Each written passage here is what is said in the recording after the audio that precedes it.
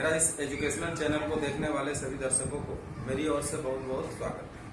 आज मैं 10 क्लास का मैथ का वीडियो लेकर आया है। वो है वेरिएशन का, जो पार्ट 1 बना दिया है, और आज आप देखेंगे पार्ट 2 का वीडियो। तो देखिए इसमें किस तरह के सवाल पूछे जाते हैं और इसे हम कैसे सॉल्व करेंगे। देखिए प्रयोग है 25। किसी गोलक का आयतन उसके अर्धव्यास के घन के साथ सरल समानुपाती का संबंध 3 सेंटीमीटर, 4 सेंटीमीटर, 5 सेंटीमीटर अर्धव्यास के गोली को गलाकर एक बड़ा गोला तैयार किया गया है। तो बड़ा गोला जो तैयार किया गया है उसका व्यास निकालना है, लेकिन किसके आधार पर? तो परिवर्तन स्थिरांक के नियम के आधार पर हम, यानी वेरिएशन के नियम के आधार पर बनाएंगे। तो देखिए यहाँ पे प्रयोग 25 में माना कि गोलक का आयतन बराबर v एवं अर्धव्यास बराबर r। और अगर ये छोटे गोलक के लिए कर दें तो बढ़िया होगा। सारे छोटे गोलक की माना कि छोटे गोलक का आयतन भी अर्धव्यास r तथा बड़े गोलक जो गलाकर बड़ा गोला बनाया जाएगा उसके लिए बताया। गोलक का आयतन बराबर कैपिटल V एवं अर्धव्यास इसका कैपिटल R मान लो, जो बड़ा गोली बनेगा। तो प्रश्न के अनुसार V समानुपाती R क्यूब, क्योंकि देखिए यहाँ बता रहा है कि आयतन उसके अर्धव्यास के घन के साथ सरल समानुपाती का संबंध है, अर्थात V समानुपाती R क्यूब या V बराबर K इंटू R क्यूब। ठीक है, ये छोटे गोलक के लिए है ना। और बड़े गोलक के लिए क्या हो जाएगा? प्रश्नानुसार छोटे गोलक के लिए ठीक है, ये छोटे गोलक के लिए हो गया। अब बड़े गोलक के लिए क्या होगा? बड़े गोलक के लिए कैपिटल V बराबर कैपिटल V समानुपाती कैपिटल R क्यूब या V बराबर K R क्यूब। ये बड़े गोली के लिए हो गया। तो छोटे गोली कितने हैं? तो छोटे गोली यहाँ पे 3 है। तो तीनों का अगर हम निकालें आयतन और उसके बीच में संबंध, तो देखिए प्रथम गोली के लिए, प्रथम गोली या प्रथम गोलक का आयतन अगर इसको V1 करें तो V1 बराबर क्या हो जाएगा उसके हिसाब से K, और यहाँ पे दिया 3, तो 3 का होल क्यूब। दूसरा गोलक के लिए बताइए आयतन V2 बराबर K 4 का होल क्यूब। तीसरा गोलक के लिए बता दीजिए कितना होगा? आयतन V3 बराबर K 5 का होल क्यूब। ठीक है, इतना तो समझ में आ गया। अब देखिए बड़ा गोलक के लिए, जो तीनों को गला करके जो बड़ा गोलक बनाएगा, तो बड़ा गोलक का आयतन बराबर कैपिटल V बराबर K, और यहाँ पे चूंकि हमको पता नहीं है, ये निकालना है, इसलिए V बराबर K R। अच्छा, हम जानते हैं कि बड़ा गोली जो बनाया जाएगा वो तीनों गोली के आयतन को जोड़कर बनाया जाएगा।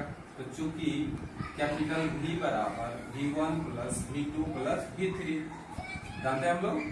अब बताइए इसके जगह पे लिखे कैपिटल R क्यूब बराबर K अगर कॉमन ले लें तो आ जाएगा 3 का होल क्यूब प्लस 4 का होल क्यूब प्लस 5 का होल क्यूब। ठीक है, इसको कॉमन ले लेते हैं, के कैंसिल कर देते हैं। R क्यूब बराबर 27 का 64 125। अब अगर इसको सबको जोड़ देते हैं तो R क्यूब बराबर कितना आ जाता है? 5 5 9 9 7 16 1 3 3 6 3 9 9 2 11 का 1 1 216। जो 216 का घनमूल कितना हो जाएगा वो भी हम लोग जानते हैं, 6 का ऊपर पावर 3, 6 गुना 6 कर लीजिए, आ जाएगा 216। अब बताइए दोनों का क्यूब कैंसिल हो जाएगा, आ जाएगा r = 6। इसलिए बड़े गोली या गोलक का व्यास बराबर 6 गुना 2, क्योंकि यह व्यास आया है तो व्यास होगा 12 सेंटीमीटर और यही हो गया आंसर। तो अब देखिए प्रयोग नंबर 26, जिसमें कहा जा रहा है एक हॉस्टल में खर्च का कुछ भाग स्थिरांक तथा शेष खर्च लोगों की संख्या के सरल समानुपाती। लोगों की संख्या अगर 120 होगा तो खर्च होगा 2000, और अगर लोगों की संख्या 100 होगा तो खर्च होगा 1700। यदि खर्च का 1880 रुपया हो तो लोगों की संख्या कितनी होगी? तो यहाँ पे 3 स्थिति है ना, इसको हम कैसे निकालेंगे आप देखिए इसको। सबसे पहले माना कि खर्च यानी यहाँ पे हम कुल खर्च ले रहे हैं x रुपया, तथा लोगों की संख्या बराबर y। ठीक है। प्रश्नानुसार जो प्रथम खर्च मान लीजिए खर्च का 2 भाग में बांट दिए हैं, तो प्रथम खर्च जो है वो मान लिया जाए K1 है ना। क्यों K1 है? क्योंकि ये स्थिरांक है, बराबर स्थिरांक। ठीक है। तथा अन्य खर्च जो है, अन्य खर्च किसके समानुपाती है? तो अन्य खर्च कहा कि लोगों की संख्या के समानुपाती। तो अन्य खर्च को अगर हम x1 ले लेते हैं तो अन्य खर्च x1 समानुपाती y, या x1 बराबर K2y, इस तरह से हम ले सकते हैं। इसलिए x बराबर, देखिए पहला तो स्थिरांक वाला खर्च है तो K1, अब प्लस दूसरा क्या है K2y। 2 तरह का खर्च हुआ, एक स्थिरांक वाला खर्च और एक लोगों के जो परिवर्तनशील होगा, लोग अगर बदलेंगे तो उसका खर्च जो है बढ़ेगा। ठीक है। तो इस हिसाब से हमारा ये एक समीकरण आ गया। अब अगर पहली स्थिति में तो हम चले आते हैं यहाँ पे कि पहली स्थिति में क्या दिया है कि अगर लोगों की संख्या 120 है तो खर्च है 2000। तो पहली स्थिति में खर्च कितना है 2000, चूंकि x बराबर K1 प्लस K2y, यहाँ पे लिख देंगे खर्च बराबर 2000, लोगों की संख्या, अच्छा खर्च को हम यहाँ पे x बराबर लिख देंगे 2000 है ना, और लोगों की संख्या y,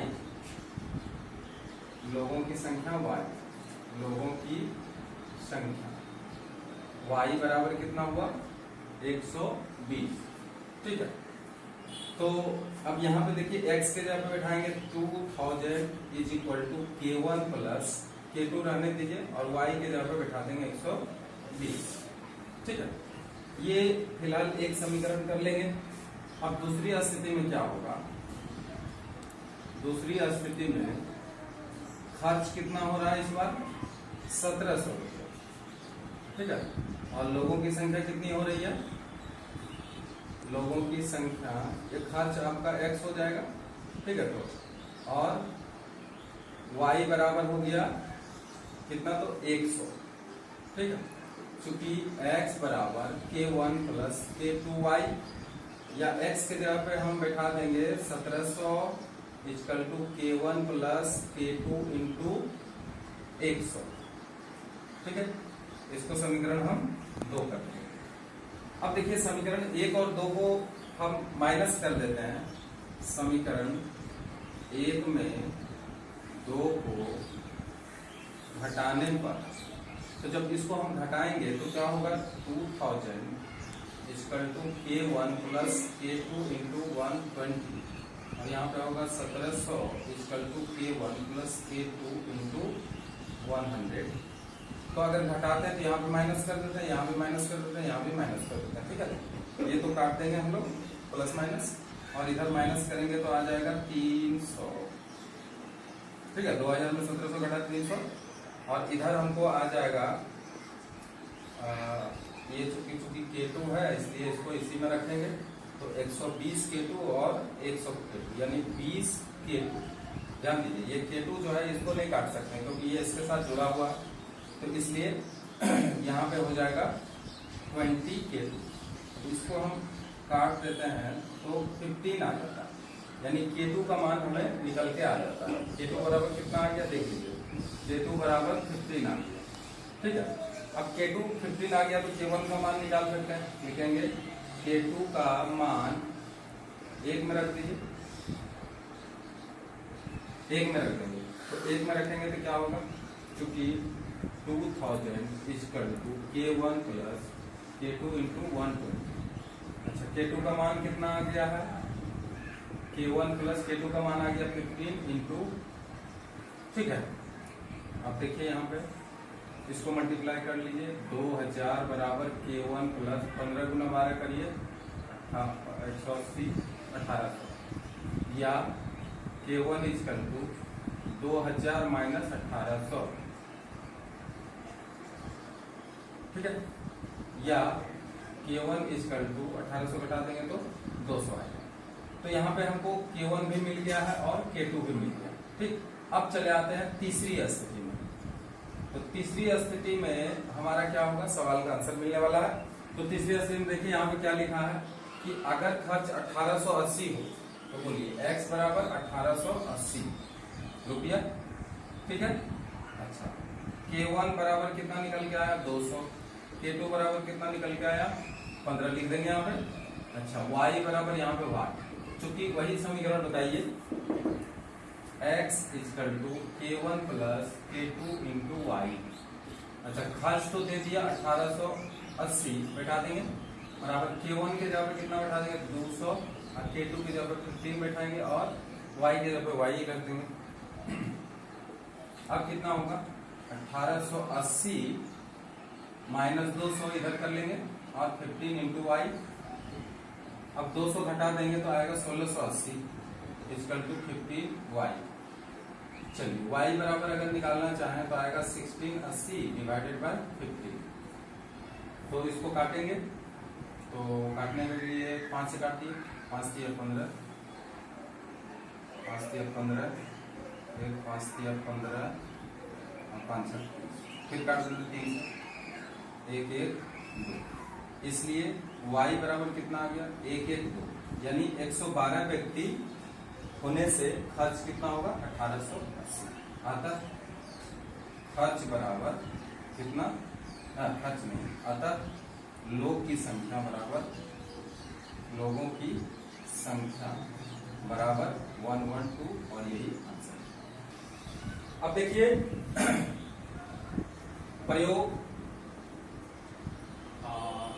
ये है प्रयोग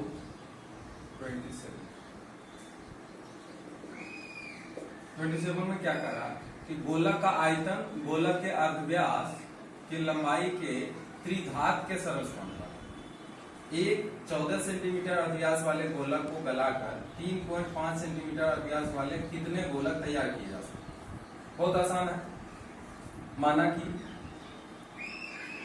गोलक का आयतन ले लेते हैं v, है ना।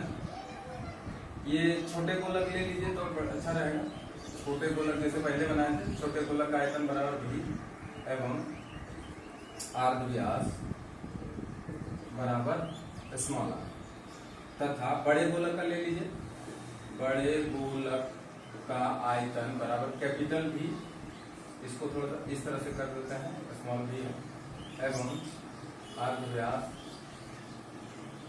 बराबर कैपिटल R, ठीक है। छोटे गोलक के लिए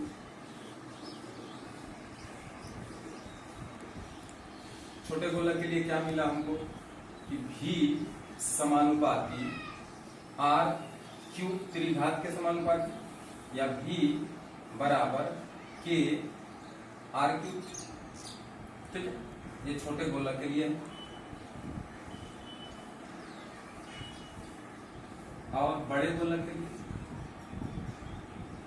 बड़े गोलक के लिए क्या हो जाएगा कैपिटल V समानुपाती आर, अच्छा यहाँ लिख देना है जहां के बराबर अस्थिरांक, या भी बराबर यहाँ पे भी के, अच्छा यहाँ आर क्यू ले लेंगे क्योंकि देखिए गोलक दोनों एक ही है, इसलिए इसका व्यास के साथ अनुपात वही सेम होगा। तो यहाँ पे आर क्यू हो गया, जहां इसमें भी के बराबर अस्थिरांक, ठीक। और अगर हम यहाँ पे निकालना चाहते हैं कि अगर छोटे गोलक को बड़े गोलक को गलाकर छोटे गोलक बनाए गए हैं तो कितना इसका अर्धव्यास और कितना इसका संख्या होगा, तो पहली बात है कि बड़े, अच्छा इसमें निकाल ही लेते हैं, आयतन इसका निकाल लेते हैं के, और आर इसका कितना है छोटे गोलक का 3.5 का होल क्यूब, इसको हम इस तरह से निकाल लेते हैं, ठीक है। और इसमें भी कैपिटल भी बराबर के, और आर की जगह पे कितना है 14 का क्यूब।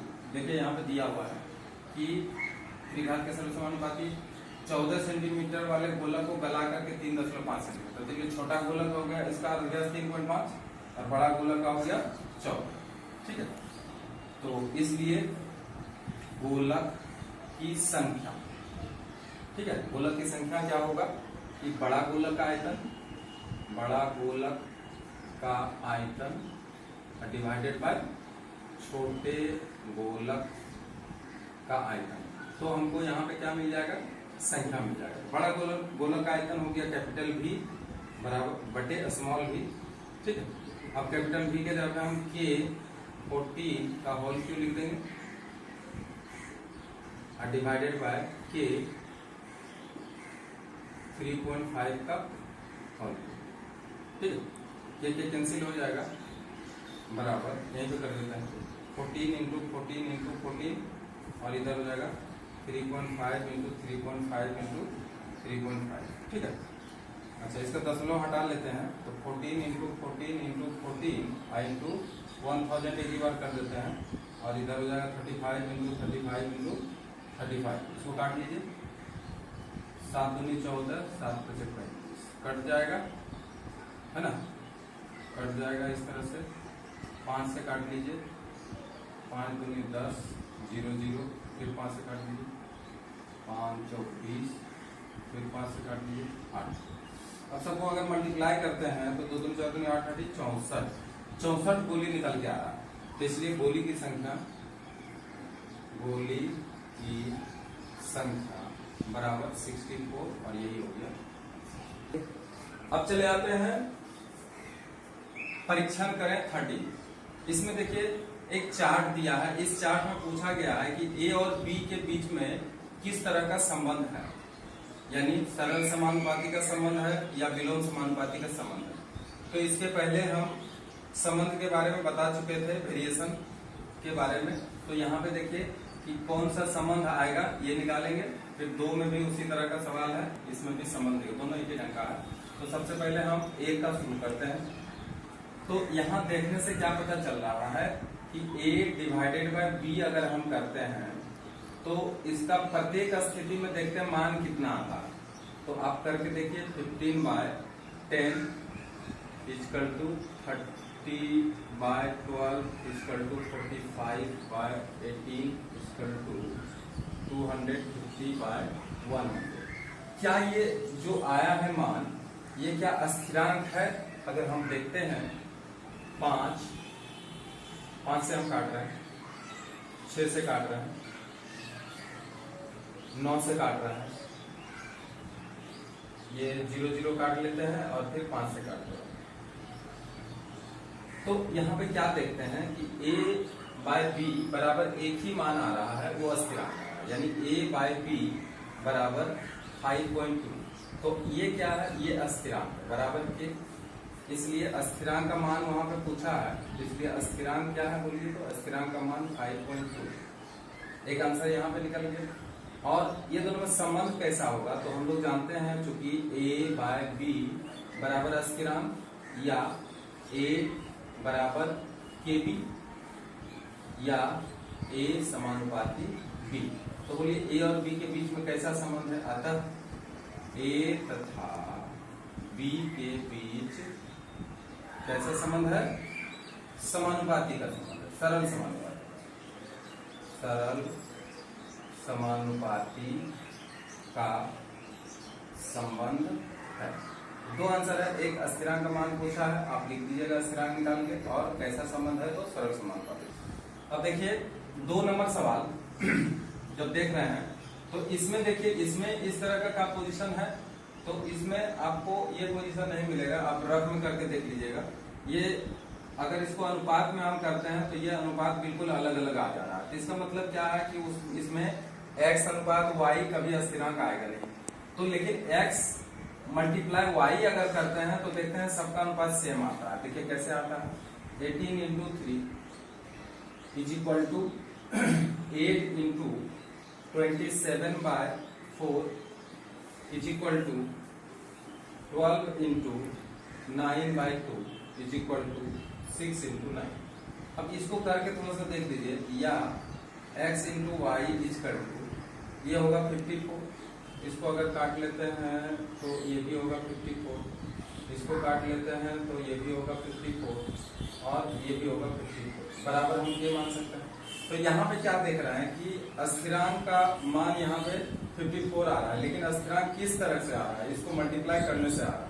तो लिखेंगे चूंकि एक्स वाई बराबर के, या x बराबर के 1/y लिख देते हैं, या x समानुपाती 1/y।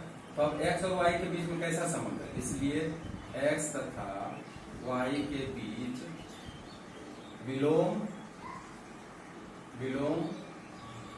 समानुपाती का संबंध है। तो इस दोनों में संबंध है। अगर इसमें स्थिरांक का मान पूछा जाए तथा अस्थिरांक अगर पूछा जाए तो अस्थिरांक का मान कितना है? 50।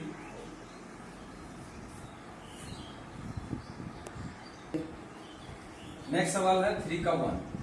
देखिए ध्यान से, इसमें क्या कहा, एक टैक्सी 25 मिनट में 14 किलोमीटर जाती है, तो 5 घंटा में कितना किलोमीटर जाएगा? ये तो बहुत आसान सवाल है, परंतु यहाँ पे हम बनाएंगे किस नियम से? तो परिवर्तन स्थिरांक के हिसाब से। तो यहाँ पे देखिए एक समय है और एक दूरी है, तो दोनों हम मान लेते हैं। माना कि समय बराबर x घंटा में मान लेते हैं, तथा दूरी बराबर y किलोमीटर। ठीक है, इसलिए समय तथा दूरी के बीच में किस तरह का अनुपात होता है? तो हम लोग देखते हैं कि अगर 15 मिनट में 14 किलोमीटर गया है तो 5 घंटा में और अधिक जाएगा, यानी दूरी और समय के बीच में समानुपाती का संबंध है। समय तथा दूरी के बीच सरल समानुपाती का संबंध है, इसलिए x समानुपाती y, या x बराबर ky, जहां k बराबर अस्थिरांक। क्लियर है? अब देखिए पहली स्थिति में देखिए क्या है। पहली स्थिति में बताइए x बराबर क्या है? x मतलब यहाँ पे समय, तो समय कितना लग रहा है? समय कितना लग रहा है देख लीजिए, 25 मिनट। लेकिन यहाँ पे हम लोग घंटा में माने हैं, तो 25 बटे क्या करेंगे? 60। अब आ जाएगा ये घंटा। ठीक है, और दूरी क्या है? दूरी y है। y बराबर कितना है देख लीजिए, 14 किलोमीटर। ठीक है, तो चूंकि x बराबर ky, या x के जगह 25/60 लिख सकते हैं, बराबर के रण दीजिए, y के जगह 14 बैठा दीजिए। अब जब क्रॉस गुना करेंगे तो आएगा 14 into 60k is equal to 25। Cross गुना कर दीजिए, k इजकल टू आ रहा है 25 डिवाइडेड बाय 14 इंटू 60। ठीक है, अब दूसरी स्थिति में चलिए। दूसरी स्थिति में बताइए x बराबर, यहाँ x बराबर 5 घंटा में कितना दूरी जाएगा? तो x बराबर 5 घंटा और y बराबर y हमको पता नहीं। तो चूंकि x समानुपाती के वाई, या x के जगह पे चूंकि दिया हुआ है 5 बैठा देंगे, और k के जगह पे हम लोग निकाल के आए हैं 25 divided by 14 into 60 i into y. इस तरह से हम मान रख देते हैं, या इसको काटना है काट लीजिए, 1/1 बराबर 5। अच्छा इसको भी काट लीजिए 12, तो आएगा 1/14 इंटू 12 इंटू वाई। अब क्या होगा, क्रॉस गुना करेंगे तो y इक्वल टू 14 इंटू 12, या y इक्वल टू 168 किलोमीटर। ठीक है, अतः दूरी बराबर 168 किलोमीटर, और यही क्या हो जाएगा। एक सवाल है देखिए 3 का 2, इसमें है कि 24 बच्चा के लिए एक डिब्बा में संदेश लाया गया और उसको समान रूप से बांटा जाता है, जिससे प्रत्येक को 5 संदेश मिलता है, प्रत्येक बच्चा को 5-5 मिलता है। यदि बच्चा 4 कम हो जाता है, यानी 4 बच्चा अगर कम आता तो कितने संदेश मिलता, परिवर्तन सिद्धांत के हिसाब से हमको बताना। तो यहाँ पे मानते हैं, माना कि बच्चा की संख्या, बच्चों की संख्या बराबर x तथा संदेश, प्रत्येक को प्राप्त संदेश लिखें तो अच्छा रहेगा, प्रत्येक को प्राप्त संदेश बराबर y। तो देखिए यहाँ पे बोला जा रहा है कि ये जो है, जो डिब्बा लाया गया है उसमें फिक्स क्या है, उसमें मिठाई की संख्या फिक्स है। तो अगर बच्चा कम आता है तो अधिक मिठाई मिलेगा, और बच्चा अगर ज्यादा आता है तो सबको कम मिठाई मिलेगा। ठीक है, तो अगर बच्चा कम आया तो अधिक, और बच्चा अगर ज्यादा आया तो कम मिठाई मिलेगा। तो इस हिसाब से हम देख रहे हैं विलोम समानुपाती लिखेंगे, चूंकि बच्चा तथा संदेश के बीच विलोम संबंध है, विलोम समानुपाती का संबंध है, इसलिए x समानुपाती 1/y, या x बराबर k 1/y। ठीक है, ठीक है, यहाँ विलोम संबंध इसलिए हो जाता है क्योंकि यहाँ पे अस्थिरांक क्या है, मिठाई का जो संख्या है वो अस्थिरांक है, इसलिए यहाँ पे विलोम संबंध हो जाता है। अब पहली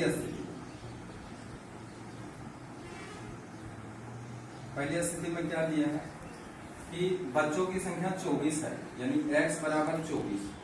ठीक है, तो कितना 5-5 संदेश मिलता है प्रत्येक को, तो y बराबर हो जाएगा 5। ठीक है, तो चूंकि x बराबर k 1/y, या 24 बराबर k 1/5। ठीक है, अब k बराबर 25 इंटू 5, 24 इंटू 5, या k इक्वल टू 120 मल्टीप्लाई कर लीजिए। अच्छा, अब दूसरी स्थिति में क्या हो रहा है, सो देखिए दूसरी स्थिति में बताया जा रहा है कि बच्चा जो है कम आया है, कितना कम आया, 4 कम आया, तो 24 - 4 कर देंगे, 20 बच्चा आया। ठीक है, और कितना संदेश मिलेगा वो हमको मालूम नहीं है। ठीक है,